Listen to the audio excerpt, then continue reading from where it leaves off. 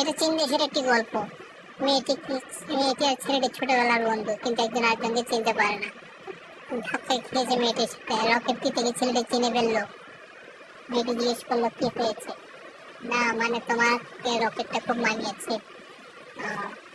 আচ্ছা, এটা আমাকে বিশেষ একজন মানুষ দিয়েছে, যে আমার খুব গুরুত্বপূর্ণ একজন মানুষ। ও আচ্ছা আচ্ছা, ঠিক আছে, বুঝতে পেরেছি। ছেলেটি বললো আচ্ছা ঠিক আছে ঠিক আছে, ভালো থাকবেন, যাচ্ছি।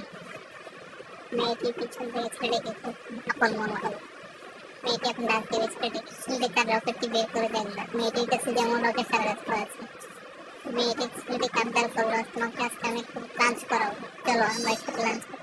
মেয়েটি বললো কেন, তোমাদের যেন আমি ধাক্কা না দিই সেই জন্য। মেয়েটি বললো না না, এখন মনে করো আমি তোমার দৃষ্টিকোণ থেকে তোমাকে বলছি। মেয়েটি খুব খোলা মনের মানুষ। ছেলেটিকে ঠিক নদীর কাছে নিয়ে গেল। তার খুব পরিচিত একটি জায়গা, আশ্চর্য ভাবে ছেলেটিকে দেখাচ্ছে। মেয়েটি খুব আনন্দিত। ছেলেটি খুব মেয়েটি খুব কাছের মনে হলো।